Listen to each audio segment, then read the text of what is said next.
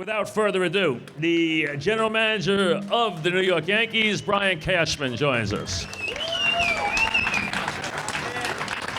Let's start with where this team is right now. Win today against an Indian team that's got a lot of good pitching, beat probably the best guy today.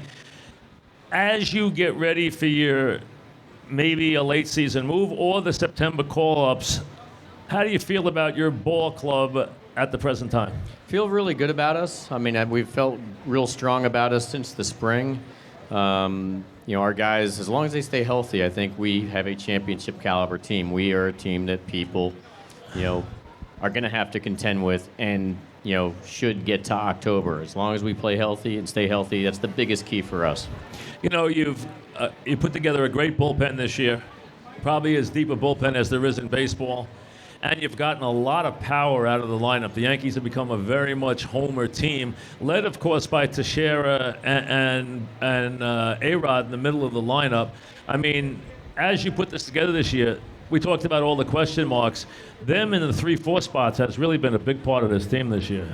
No question about it. The bullpen and then the middle of the order has been so huge for us. Clearly, the table setters, they're all connected, obviously, but we would not be where we are without, A-Rod and Tex doing what they've done in the middle. Obviously, what Gardy and Ellsbury can, table set at the top.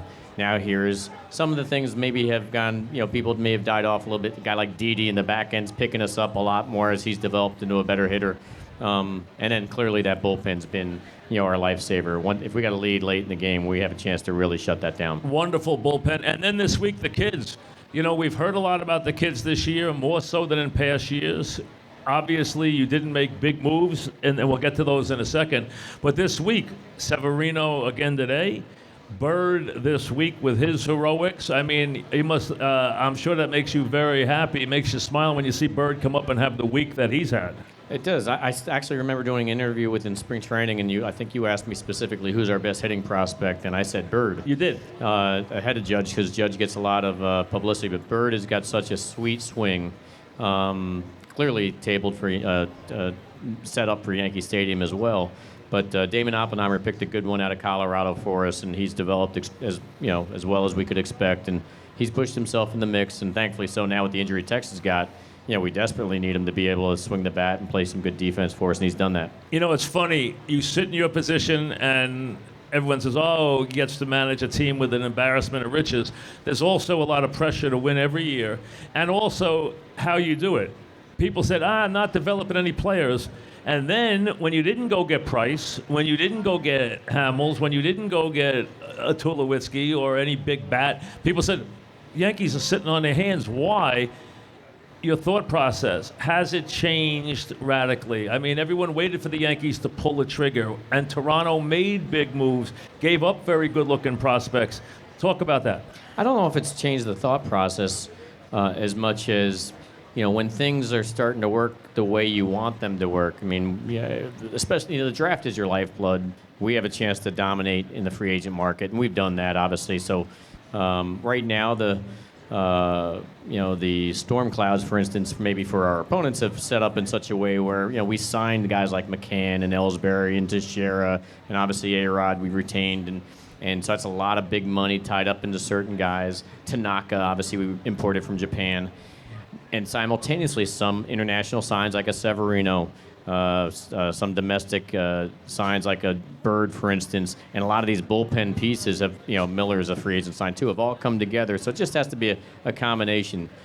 Nothing's changed as much as that there is some downtime where out of our draft, it didn't go well. We had some duds or injuries, and so it forced us, instead of being able to go crazy on everything in the free agent market, you can't have it all. We had to sign these one-year stopgap type players until we either developed and got a guy that was an A-ball that got close to the big leagues or found a safer solution. And so it just comes down to, every year taking a snapshot of your system and taking a snapshot of your 25-man roster and what your payroll is.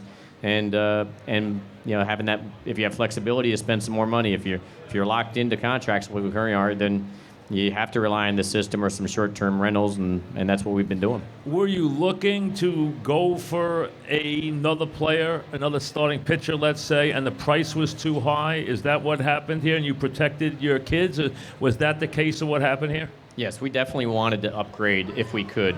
We looked at our roster, we looked at the strength and weaknesses of it. We felt for the most part we had, pretty much strong answers everywhere except for clearly second base has been an area that, people can point to that say, can you be better?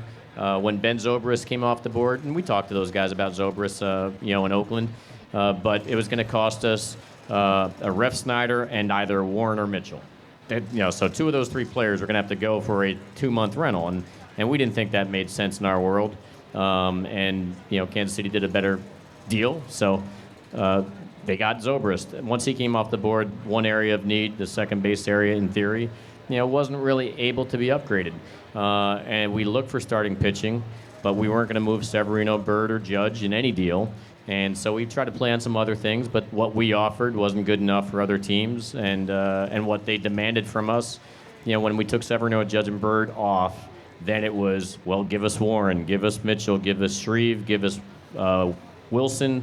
That was basically what we were dealing with, and that was then robbing Peter to pay Paul for a 2-month rental in most cases, or the starter that we may be getting was really no better, or maybe even inferior than what we thought Severino could provide. So it forced us to stay, in place and sit on our hands, even though we were trying to make moves, if any of that makes sense. Bird's here, and obviously he's fit in, and he's playing with Teixeira down for a couple of days. Severino's here. We've heard a lot about Judge. Are we going to see him in September? What guys are we going to see? Of the name guys that aren't up yet, are we going to see? Who are we going to see in September? I think the guys that are on the 40, like a Gary Sanchez, a Ref Snyder, all those pitchers that we've been recycling for the bullpen all year, we'll bring them back up. Capuano also, who just was designated if he clears waivers and goes back down, we'll bring him back.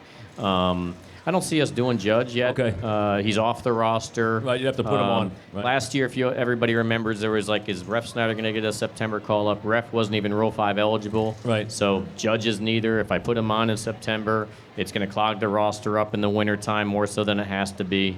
So I'm not saying he definitely is not going to be there, but if he is, it's because something else went wrong and we had to do it. My preference would be to stay away from Judge.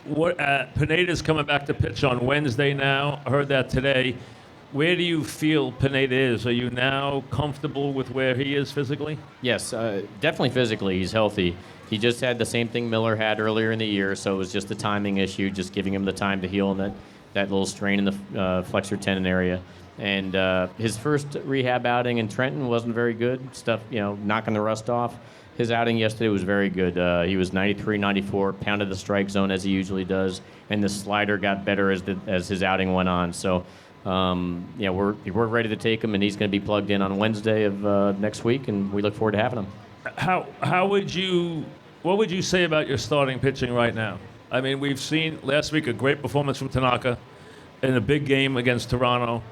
Do you, in your mind, with what you have, Pineda and Tanaka, Severino, Nova, Evaldi, who we'll talk about, CC, do you, in your mind, think you have enough to give you that 6 innings that you need in the postseason before you go to this pen? Do you feel comfortable with the starting pitching? Yes, pitching has been really good for us, more so than people I think generally would expect. And now with Severino in the fold and Pineda coming back, it should be that much better. You don't have a killer starter. You don't have an ace right now. Even Tanaka, no one on your rotation has been an ace this year. Not an ace. I think between Tanaka, Pineda, when he's back online, are definitely ace-like guys. But the only thing that's taken Pineda out of it is obviously, the injury issues that happened this year. But if he's up and running, hey, the residual benefit may be, these timeouts that Pineda had might make him as strong as he needs to be at the most important time.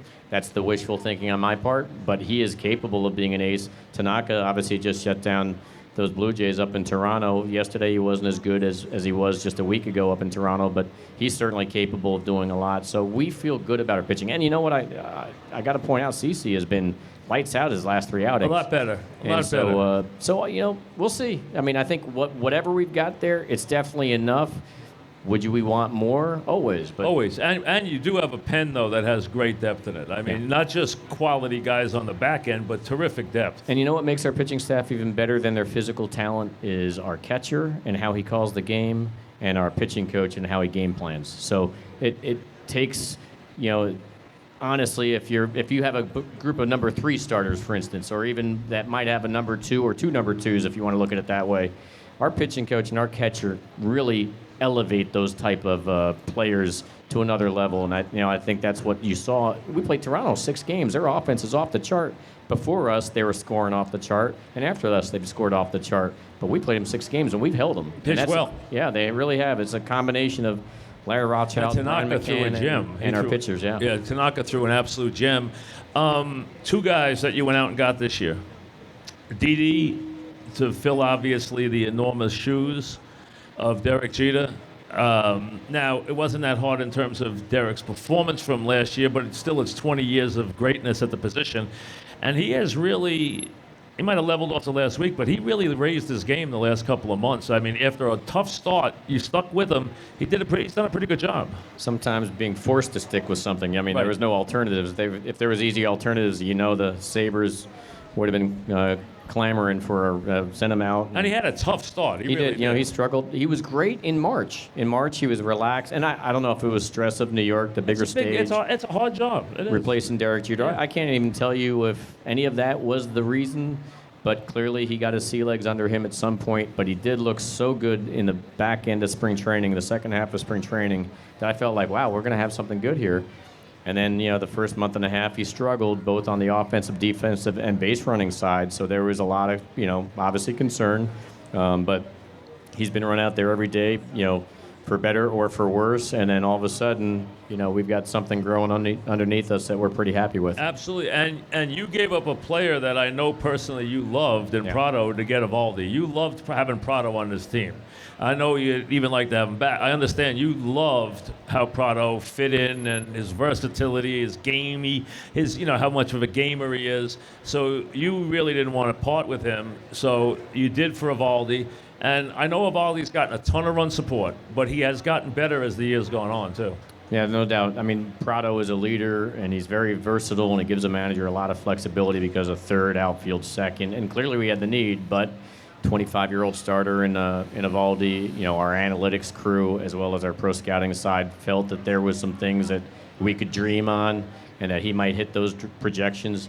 And so we made a tough call. The only reason it was easier to make, even though it was a tough call, was because of mostly the age issues with Prado, where he was, approaching the mid-30s, and Eovaldi being 25. We started thinking Pineda, Tanaka, Eovaldi, Severino's coming.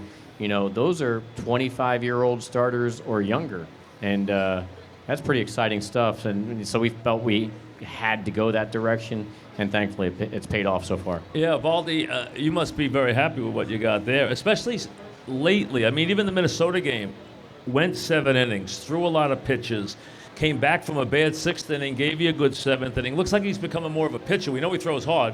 Looks like he's becoming more of a pitcher. There's no doubt, and that's a credit to Larry. It's a credit to the player. The one thing about the player, you hear a lot about people's makeup. Everything we did this year and everything we try to do is bring in people with good makeup and good toughness. But even though somebody might have that label as being good and tough and great makeup, are they going to be tough in New York? And the biggest pleasure right now, or surprise or whatever, is they answer those questions. Of all these come in here, and it hasn't right. He shows he's New York tough. And Didi, as those struggles behind Derek Jeter replacing him, and he's come in here and he's showed he's New York tough. And you could hear that maybe people can handle things, but until they go through it and show you here, as you know, Mike, you've been doing this sports thing for a long time. You've seen successes, you've seen failures, you've seen tough guys in other environments come in here and wilt in the bright lights. A lot. And these guys, they hung in there and done well, and they're finding their own niche here in the New York area, which is great. Are you surprised by this team this year? A lot of people forecast this team to be bad. A lot of people, and a lot of it was, let's be honest, no one knew what A-Rod was going to do. I asked you, you didn't know either. No one knew. No one knew what Teixeira would do. He'd been beat up the last couple of years. They've been 2 enormous pieces. that aside, did you have a lot of optimism, or did you think you needed those two guys to click to have this happen? You asked me this in spring training, and the answer kind of came to me. I felt like this team reminded me of the '96 team before they were the '96 team. Right. We entered that season with a lot of question marks that if they were answered in a positive way, we could be pretty good.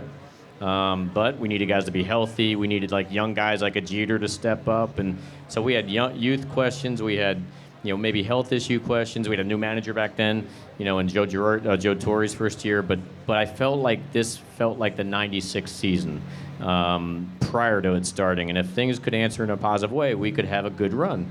Now, it doesn't mean it's going to be an exclamation point with a world championship, but it means right now we got a shot to qualify for the playoffs, hopefully with a division title. We'll see, because we're in deep competition. But then, as we've seen the last few years, 2 wild card teams in the World Series last year, anybody, if you're in it, can win it. And so we're fighting fighting to get in. All right, 2 things. One, and they both deal with your superstars of recent vintage. One is A-Rod.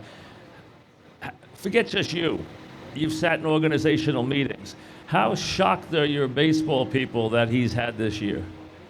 I mean, it would be hard to expect someone being out of the game for a year and a half and what he's gone through, and now to expect anything. So the words I used over and over that fans probably got sick of hearing was, we're preparing for the worst and hoping for the best. And boy, we've gotten better than the best. He's been exceptional in in how he's handled himself. He's been a leader in the clubhouse, and he has been a massive performer. He's probably the best DH in the American League, obviously, this year. And a lot of big hits. Same as Teixeira. They've both gotten a lot of big hits this year. Game-changing hits this year.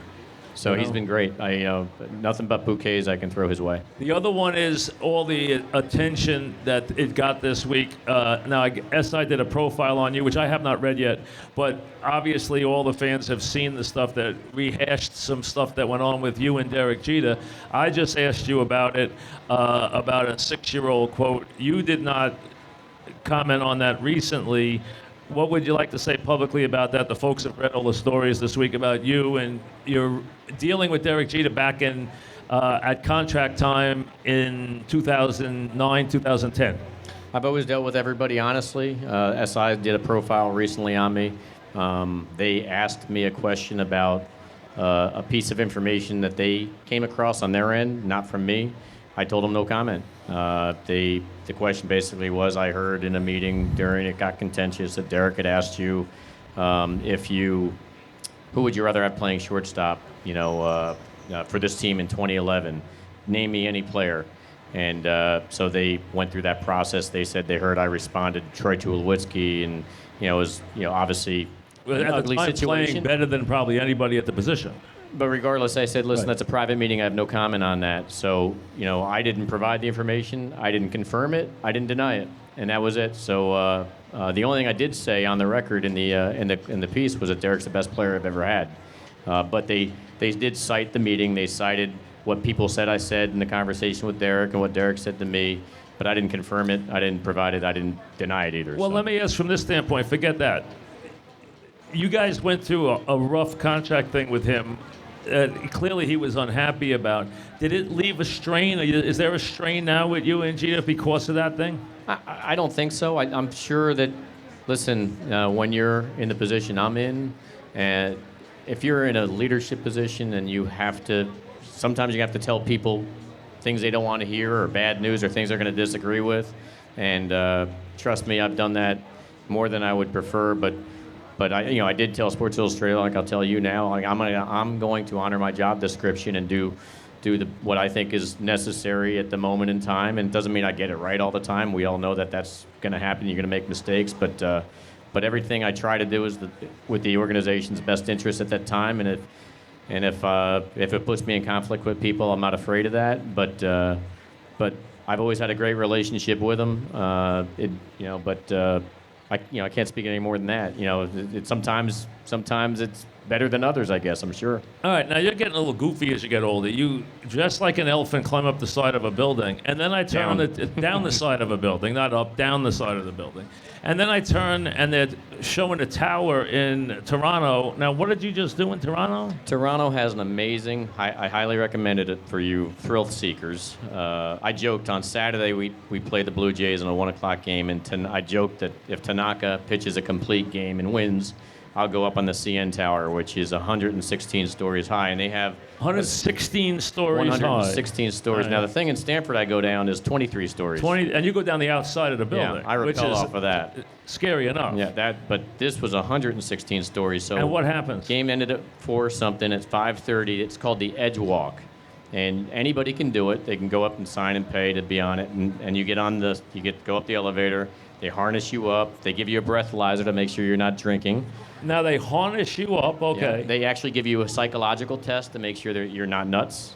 And, well, how would they ascertain that quickly? The Q&A, and then they have you blow in a breathalyzer, actually. Really? Yeah, because they don't want people who are hammered going up there. All right, so now what do you do? Tell me what you do. So it's called the Edge Walk, and you walk around in a harness, and they have you lean over all the way in the back. It's not rappelling off of it, but your toes are the only thing attached to the building. Is you are like basically edged over at 116 stories.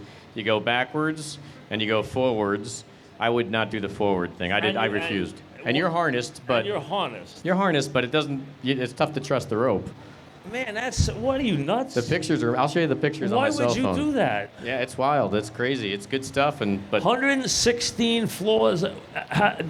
You had to be nervous, right? I was actually more scared doing that. I wouldn't do. And can you look down? What does it look like? You can if you want. Did you look down?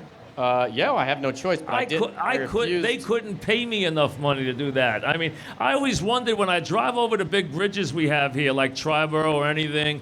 How do those guys work on the top of those bridges? I figure, man, if I had to do that, I'd starve to death. I could not go up there. It's scary up there. What are you, nuts? You are nuts. I mean, that's... You're hanging off, and it's 116 stories up. 116 stories. Man, this is crazy. I mean, it's unbelievable. You know that? I mean, this is not. This is like, what? And you did this on a dare, or you were planning to do this the whole time? Well, it was sitting there, and it's like, what are you going to do? I'm on the road. Kids are back home, and right. It's a Saturday night in Toronto, which is an amazing city. Highly recommend it. Canada's a great country. And the kids called and said, "Dad, is the insurance paid up?" And, and I had to sign the waiver, so right. I guess if you drop. Okay. But no, it's awesome. Highly recommend it. And they let people do this all the time up there. Oh, that day they set. It's the only. How much does it cost? $195. So they're making a lot of money on this thing. And it's the only free. I don't know how they termed it, but the only one in North America. They have two other ones. One's in New Zealand and one's in China. This is the only one in North America, and it's amazing. And so the sensation is what exactly? You're strapped in. And what do? You're moving around outside of the building? You walk around the circle. It's basically the old satellite part of the CN Tower, half an hour. Is there other people doing it while you're doing it? Unfortunately for me, because it made it worse for me, I was solo. You were doing it yourself? With a guide, but normally you do it with a group. And if you have a group... Did the guy say to you, keep walking, or did you keep moving yourself? No, he was telling me what to do. But if you're with a group, you get shamed into doing more... So it's tougher. Did you ever put your foot over or anything like that? Oh, they have it's called Toes Over Toronto. Toes Over Toronto, and that's how you first start out, and then you end up going backwards. Did you look down? Yes. Oh, man. But I did not go forward, and I was, as much as I do a lot of crazy stuff, that one was tough. But I recommend it. Did you feel safe, or did you feel unsafe? I was more trying to get your mind into it. I felt safe, but I was scared. When you got back inside, were you happy? Were you like... Yeah, but I feel like I didn't do as much as I wanted to. Are you going to go back and do it again? I'm going to do it again, but I got to go with a group. You have to go with a group? Yeah. Why don't you take the team up? I'd take, why not? There's a few players in my career I would have loved to take up there and have the harness break. I can think of a couple, yes. As a matter of fact. Could you ever... they obviously have never had a bad incident, because if they did, they'd be shut down. So we know the incident. Well, they set a record that day for the most edge walkers in one day they've ever had. A lot? It was going the whole day, and it goes up till 10 o'clock at night. And they do it in the wintertime, too. Well, in the winter, when it's windy, isn't it windy up there? It wasn't that day, but typically they say it is. Oh, man. And like I said, now, you have become this thrill seeker then. Have you ever jumped out of an airplane? I worked for George for a long time. I know you did. So, I mean, that's probably scarier than he got my blood pumping. That's big time. probably scarier than a George meeting after a Met loss. You know that? No. That being in the meeting with George after a Met loss was worse. You know, I was saying when we had Bernie here, and we were talking, somehow the conversation turned to the ball at Shea Stadium landing in his glove, him squeezing the ball and going to one leg on a ball that both Mariano and Piazza both thought was out of the ballpark when he hit it. Piazza said, I have no idea how that ball didn't go out. In October, that valley out there in left center always ate my fly balls. But the point is, you guys, that series, were so miserable as a team. You were impossible to deal with. You were on edge. That was there was no sense of joy in that whole World Series for you guys. That's true. I mean, it was a no-win, we felt. I remember the boss, we were still negotiating our cable TV contract with, at the time, MSG. Our rights were up, and the boss came into myself and Joe Torre and said, that the Dolans are now saying they're going to take their TV rights to the Mets if we lose this, and I'm going to lose out on my deal, and blah, blah. And so it was more than just, this World Series. That happened, though, a lot, though. That's why I don't have any hair anymore. I mean, I remember we played the Marlins in the World Series, which we lost, in Game 3 down, the David Wells Game 3 in Miami. Bud Selig came up to me and Joe Torre and said, God, this is the World Series. You guys look horrible. This is like this is the creme de la creme. And he said, I just look at you and you look like, crap, I guess. Right. I don't know what word he used, but there's stressful times. I mean, trying to obviously finish things off, and people expect you to win, and you got, the boss is in your ear, with the added pressure, and you want to do everything you possibly can. And so when you do win, it's like, phew, and when you don't win, it's tough. All right, you've been through a lot of those. Great ups, great downs.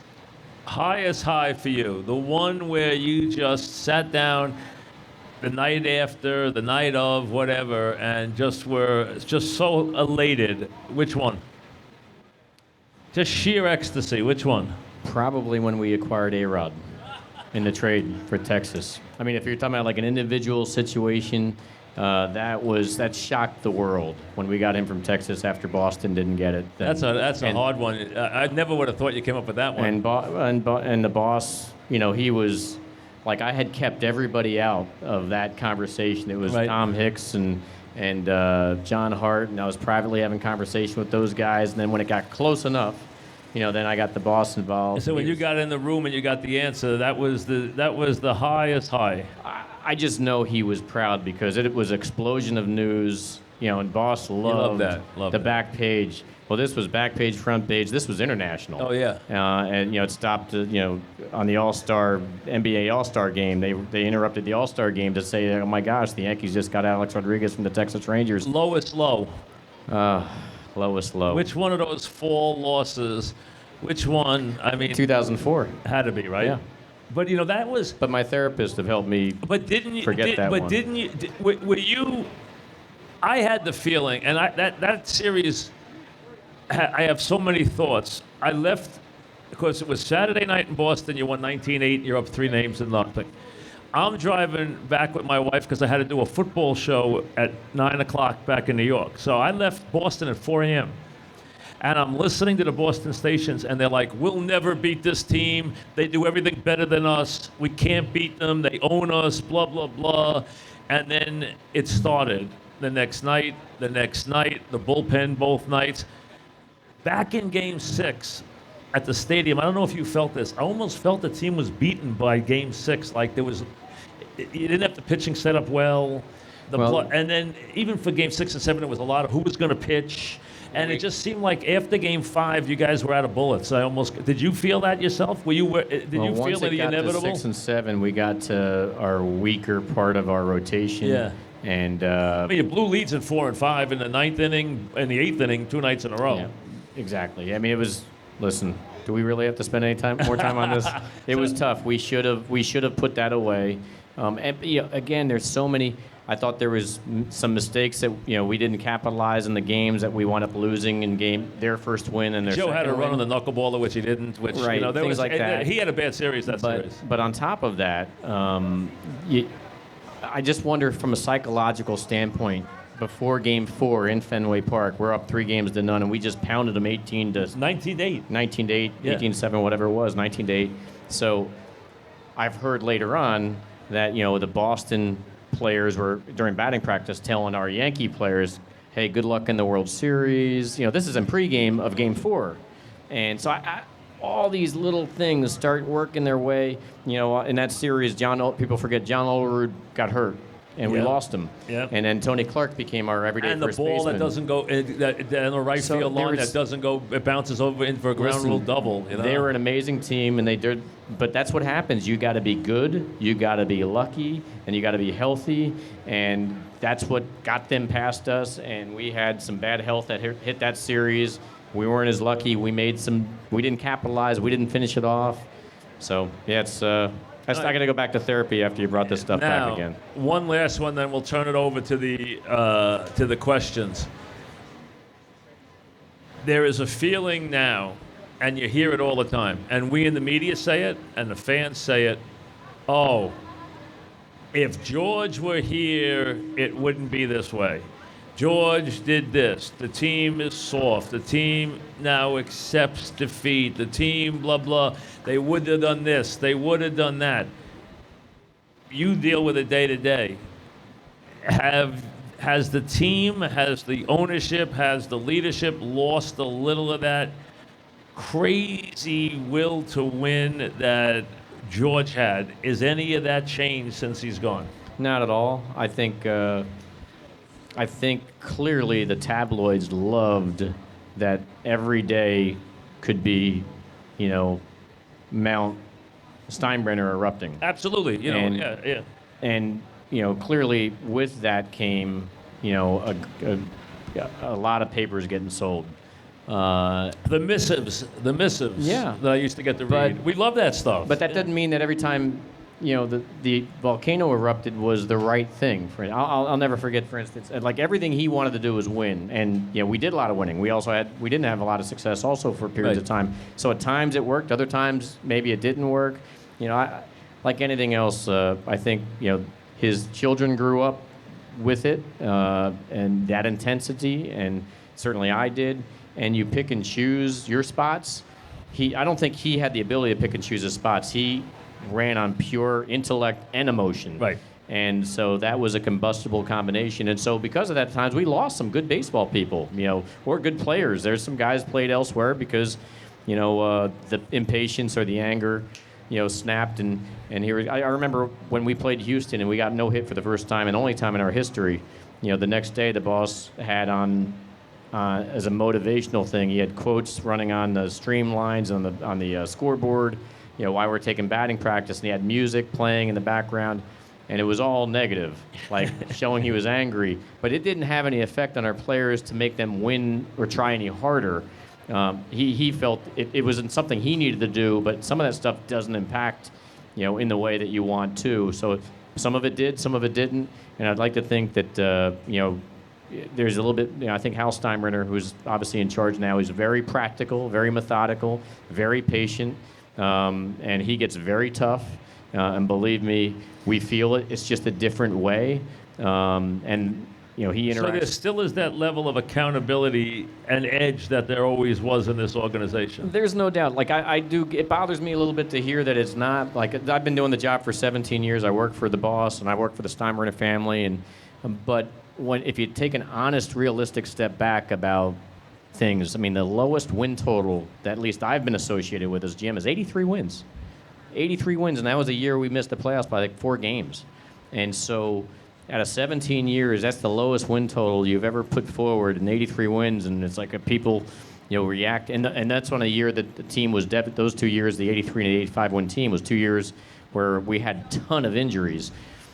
It's, I think, Hal look at it and say, I get it. This, the team got taken down to some degree because of injuries. Like this year, where people are surprised we're so well. We're not, because we're healthy. We've been healthy, and so therefore it's been allowed to be the team we want it to be. And so I think he's more that way. But I do think the media may miss, the ranting and the ravings, and the Dallas. I came up. People don't realize. I mean, I started in '86 as an intern, so I still remember Dallas Green with the back page manager George, and the fights that they would have. And we had Billy Martin in the front office when Lou Piniella was in the dugout, and I remember Billy telling George, "I wouldn't do it that way, boss. I would have done it somewhere." Next, he's back in the dugout, and it was pretty crazy times. Oh, no question. Pretty crazy times. And didn't always win, as you said. That's true. And, do you think this sport has changed? Because let's look at it. You look 96 to 03. You lived in the World Series. You won you won 4 and 5 years. And you were in the World Series in 01, lost in 7 games. In the World Series in 03, losing 6 games. Only one World Series since then, and one championship. It's been much harder for the Yankees in the last 10 years versus the 10 years before that. Luck of the draw? Or baseball's clearly changed. Now Kansas City's back, Pittsburgh's back. The other franchises are much more competitive now. Baseball has made sure they move the money around, and it's much more level. So the game has changed a little bit for you guys, for New York and for Boston. You guys don't have as much a dominant advantage as you had, or you've had to change the way you do business, right? In fairness, clearly, if you want to compare the Steinbrenner kids to their dad, Hal Steinbrenner and Hank Steinbrenner and Jenny and Jessica are at more of a disadvantage operating the Yankees than when George operated the Yankees, because when George operated the Yankees, the boss, who was the boss of all bosses, he could do anything he wanted. There really wasn't revenue sharing. Right. There wasn't these penalties that and slotting systems in the amateur draft and the limited amount of money you could spend on the international side. They've done all these basic agreements, to slow bring everybody to the middle. Yeah, and you got to credit Bud Selig and the new worked, commissioner Rob Manfred. It has leveled the playing field and has prevented us to be able to flex the muscles that we once had and that the boss had, and he would flex them. He had no problem flexing. And he did, and revenue sharing came in towards the tail end of the boss's ownership. But what Hank and Hal and Jenny and Jessica are dealing with is a much different landscape. No question. That, it's not fair it's not apples to apples. But I think this city's lucky to have this family own this team as long as they have. And I think they're in good hands. And clearly listen, I wish I could make perfect decisions all the time that would benefit the Yankee fan base, and sometimes I'll stub my toe, and that's certainly not intended. But we're one thing I can tell you and promise you is that we are out there. He is out there cracking the whip, trying to make sure that the product that this fan base is paying to see is something they can be proud of. All right, questions. Here we go. So my name is Reed, and my question for you, Brian, is with Bird being hot lately and Teixeira having a good year this year, looking ahead to next season, how will you be able to get both of them playing time next year? Cash, playing time for Bird next year. Right now, I'd see Bird playing every day at Scranton.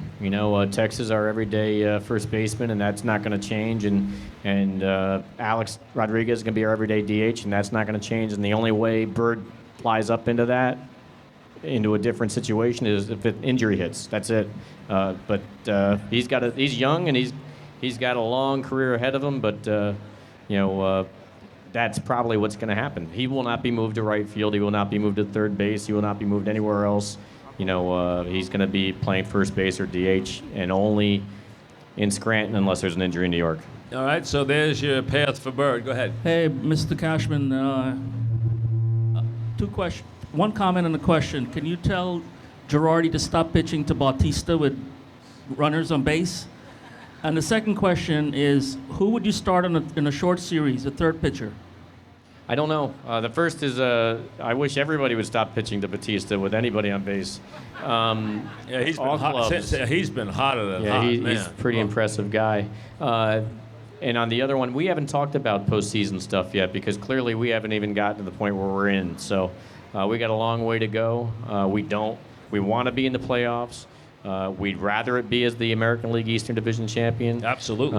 But we got a lot. We're down the stretch they come, and it's going to be a grind. But I know our guys are looking forward to fighting for us. So. Listen, the wild card becomes a blessing, but it's not a preferred destination anymore when you got to play one game to advance. So that's which I love, because I hated when you guys didn't care if you won a division or get a wild card. Never made any sense. Now, obviously, you're trying to win a division because otherwise you're playing Russian roulette. So, I mean, that's why you want to get in that way rather than not get in, but you still have to win one game. Go ahead.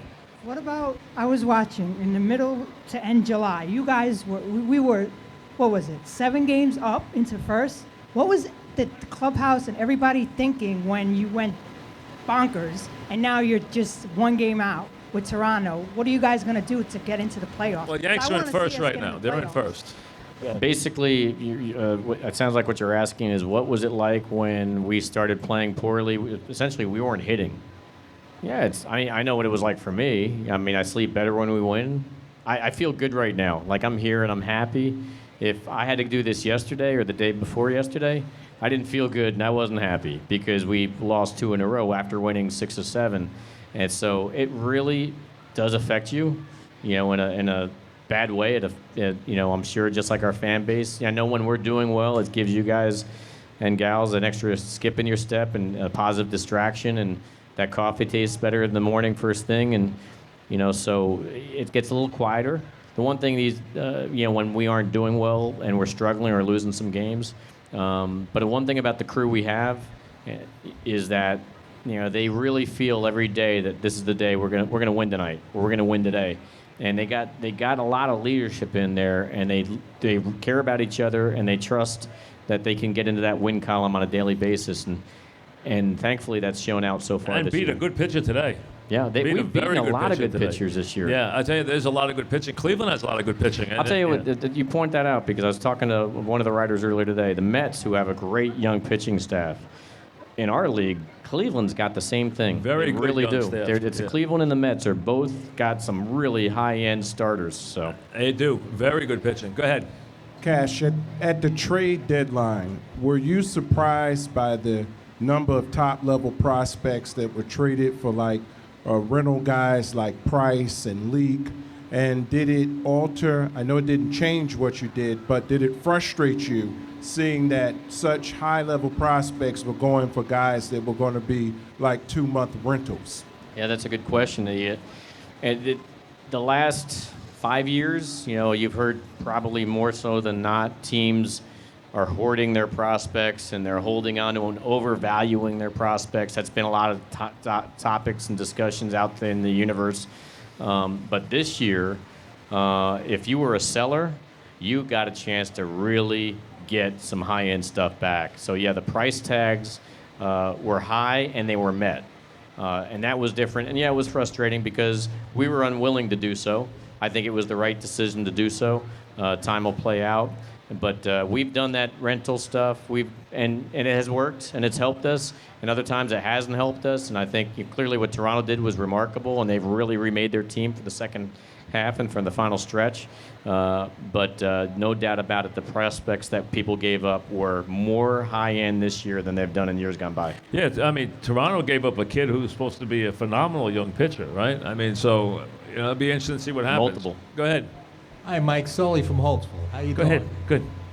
Cash, Severino, I know he's a very valuable prospect. He's at 122 now for innings. With your new 6-man rotation, he's going to be at the max by about September 21st, 40 innings over last year. What's your plan for the last week of September and hopefully October? How are you going to reconcile putting this kid 60 innings over last year? All safeties are off. We prepared this situation with our, pitching coordinator in the spring, and so he's good to go for at least, 6 innings away, the rest of the way, if that's what we want. And so it's not an issue. We probably will do a 6-man rotation. That makes sense. I don't want to jump ahead of Joe. Maybe he's spoken to it or not. Oh, he did speak to it today. So that makes the most sense given what's going on with CC and Pineda and Tanaka Seems and to everybody help. else. It seems to help CC, Yeah. Tanaka, Pineda, all to have extra rest. They seem to Exactly. pitch better with it. So that'll help to some degree with Sevy, but there is no concerns about Sevy in an innings issue. And it's He's good to amazing go. how that's become such a condition now, isn't it? I mean, the Mets dealing with it, teams dealing with keeping the innings count on their young pitchers as they fight a pennant race. No doubt. Now, I got to point out, because I never hear, I don't think anybody, people have tried to, but you hear about, the old school, and they did it this way. And I like to point out a few things. Back in the day, the old school, they used to smoke when they were pregnant. Now they don't, right? For a good reason. There's a lot of things people did back in the day, but the only reason people change is because of information. And there is, without a doubt, and you touched on it, there's information now when guys jump a certain amount of innings, the following year, if it's a certain amount over what they're used to, the prior year, it's a huge percentage. I'll say 70 off the top of my head. Say it's a 70% chance of performance decline or a surgical intervention. And so that's why teams do all this and try to come away to protect their players, which then, the old school doesn't realize it, but now that they do all these studies, you can't ignore some of the results of them. So See, but you got to be careful with how you do it, because you cannot, and I'm not going to ask you to get involved with Washington, but you cannot have a fan base and get them into a postseason and rip their pitcher out of the pitching rotation. You cannot do that to your fan base. You can't do it. There's no, so again, I think people live and learn, and you really get a good chance to learn how people go about their business. So, for instance, I won't say because of Strasburg, but we did have conversations about Severino all winter, and that, hey, this guy's got some serious projections. What if he hits those this year for us? And he moves, because he started at AA, and he's very young. And so it's like, but what if he does what we think he's capable of doing? We need to make sure that we have a chance to have him, from July on in New York, if that's how he moves. And so that's why we set up limited early innings. It was the reverse of what happened maybe in Washington, and I mean, and everyone learned from it, because you just can't do that to your franchise. In the playoffs, they got to be able to pitch. I mean, that's all, because otherwise it's not fair to your fan base. Go ahead, sir. I thought Ralph Snyder did well in the series in Boston when he was up here. What's the organization's thought about him going forward at second base? I don't know for sure how he's doing at Scranton, because I don't see those games, but we still think that he's a developing player for us. I brought him up in that series because the final two games, the All-Star break, was two left-handed starters, Miley and their young flamethrower they got from Baltimore for Andrew Miller. I can't think of his name off the top of my head. So I felt that he would give us the best opportunity to maybe compete in those two starts. And he came up, he did nice. He had the home run. He had 2 hits. I think he hit like 192. But defensively, he's still working through, learning it. He's got 6 errors in the month of August right now. And so despite acknowledging that, Stephen Drew, for instance, who's playing most of the games here for us at second, might not be the best guy that's running around in the game, for that position. He is definitely the best option for us, period, for us right now. The defense is there, the power's there, the batting average is not. But since June 1st, he's got like a 780 OPS I don't mind offensively. him. And so he's actually done better than people realize. And that's right around league average second base offensive production, even though you keep seeing that 192 number. I tell you what, he cares. He's busting his tail. He's a good guy. And he's actually performing since June much better than people want to give him credit for. And he can field, and he can hit a home run. He is not a big problem. I have no problem with him playing the rest of the season. None. I mean, that guy, he's a pro. You don't have to have a killer at every position offensively, and he fields the position well. I mean, so I think he's fine. I mean, he's a home run threat in Yankee Stadium every time he comes up, no question. So, I mean, who cares if he hits 220 or 190? He's got 15 home runs. I mean, the Dodgers are traded for Utley. Utley's got 5 homers this year. Drew's got 15. I mean, so to me, I thought too much has been made of Drew. Go ahead, sir. Hi, Mike. Hi. Mr. Cashman. I wanted to ask you one question. Mike asked you a couple of minutes ago what your toughest loss was with the Yankees.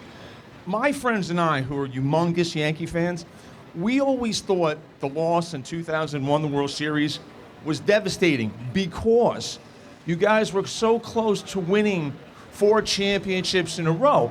And I know my dad, when he was alive, used to say to me, look, I saw the Yankees win 5 championships twice in my lifetime. So when you guys lost in 2001, my friends thought in 2004 it was ineluctable. They had to win sometimes, you know. And we always thought the loss in 2001, considering you guys were so close to winning 4 in a row, was just very hard. I think 01 was very hard. I was at both games. Yes, As a matter of fact, I was sitting right behind the dugout for Game 7. And if you remember, Mariano was overpowering in the 8th inning. Overpowering to the middle of the lineup, no less. He got out 3-4, gave up a hit, and then 5, and then 6, and struck them out, all of them. So he's facing the bottom of the lineup in the 9th inning, and he was unhittable in the 8th. So that was a tough loss. But the Red Sox thing, remember, no team had ever done that in 100 years, had ever come back from 3 down.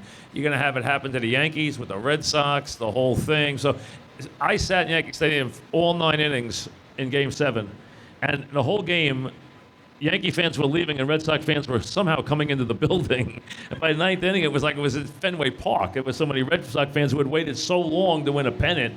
So, I mean, that was I think 01 was tough, but I think 04 was the worst. I think 04 was devastating. And the way I would close it out with, and I agree with Mike, but I feel we got beat in 01, where we lost in 04. That's true, a big too, deep. yeah. I mean, listen, Randy Johnson and Schilling. They were great. I mean, this Plus, this the Yankees was stole 2 games at Yankee Stadium. It was a heavyweight stole fight, them, yeah. and so there was a great deal of, you know what, we got beat. I Yeah, mean, they were the better team. but in that we were series. up 3-0, and despite Boston winning and deserving, and I'm not taking it away, but I also feel that we lost a series we should have won and finished off, and it was, you know, we should have won one more game and we didn't. So we lost that one. So the question was, what's the toughest loss? That was the toughest loss. That 01, they beat us. I give them credit. They just beat us, and it was a tight, outside of the Pettit game, it was a tight series with exciting, dramatic stuff. And I respected, I mean, it's hard to even think going into that series, how are we going to find a way to beat Randy Johnson and Kurt Schilling before they win 4 games? That's pretty hard to do. And that was a great Game 7. Schilling and Clemens, Soriano hitting a ball right off his shoe tops for a home run to take a 2-1 lead. That was a great game, really was. It was a great series. It really was. With the pitchers going up and down now in the rotation, who's making those decisions? Is that only you, Brian, or you and Joe? Or You is mean it the based relievers that are going up and on, yeah, is it based on, like, who you're playing when, you know, who's batting? And who's available that day. Yeah. It's a combination. It's definitely Joe, myself, and Larry. We talked to our AAA pitching coach, Scotty Aldred, and certainly at times matchups occur. Like I do not like we sent. I'll give you an example. And I talked to Capuano about this the other day when we designated him for assignment on was it the first day or second day in Toronto? Toronto kills left-handed pitching, kills it. So we brought Cap back up. He was available to us, I don't think, and we wound up getting through the series before the Toronto series, and then all of a sudden I designated him for assignment and bring a right-handed reliever up, and I told Cap, we're playing Toronto, these guys kill lefties, you know, we'll bring you back if you clear waivers, if you're willing to do it, all this stuff. So sometimes it's matchup, sometimes it's just a fresh arm, you know, we need another long man, you know, and a lot of times who's going the best when you have a need too. So it's a combination, but I'd say Scotty Aldred, the pitching coach at AAA, with me, Joe Girardi, and Larry Rothschild, and that's it. Hey, Brian.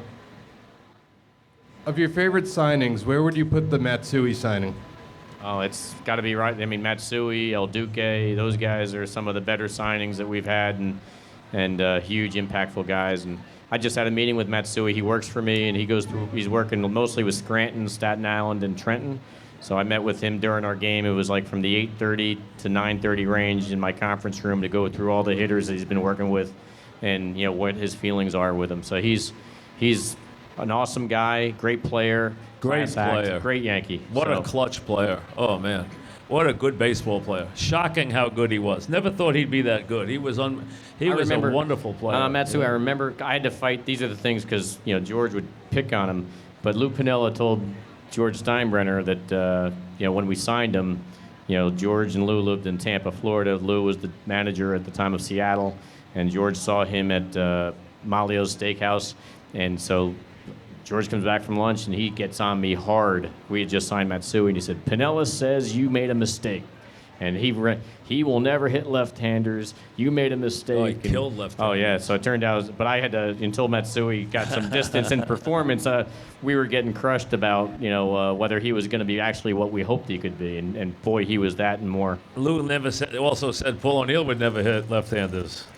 So Oh, that's true. Yeah, how did he do? Yeah. But Matsui was as good a game. You wonder about guys. I always wonder when you make that extreme signing like that, and wonder if a guy is going to be able to handle everything.